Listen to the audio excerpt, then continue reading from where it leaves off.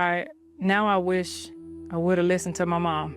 I wish I never would have had sex before marriage. I absolutely wish I didn't.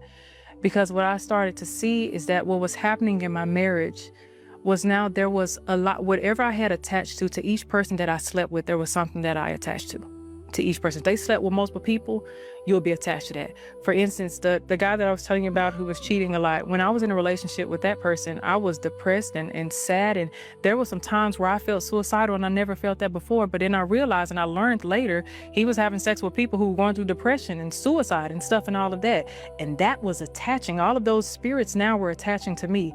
And we don't understand that now we become a collection of these spirits. So now when we go into our marriage, now these spirits are rattled because they're not living the sin that they used to be able to live in freely. Now we're here and they're rattled and they're trying to dismantle what's happening in your marriage, but you are bringing all of this into your marriage. And so there became a time to where the intimacy with me and my husband was fractured because the spirits that I had from previous relationships, and it wasn't like me thinking about nobody or anything like that, but it started to be to where they were coming into my dreams.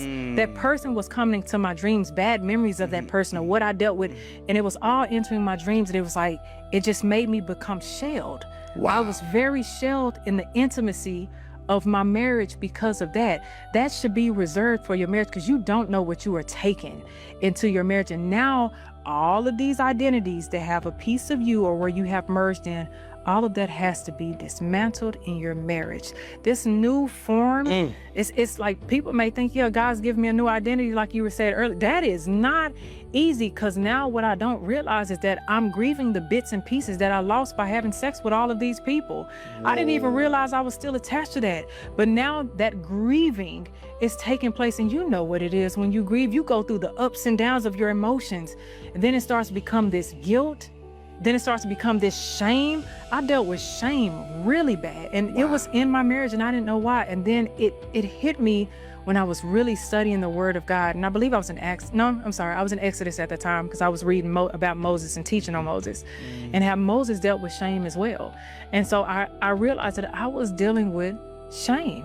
And so a lot of times I didn't show up in my marriage because I was really ashamed of what I did prior to my husband. All of this stuff goes in, and this is why we have to be very mindful of stewardship in our life, of how we steward our bodies, of how we steward our relationships. We have to be mindful of how we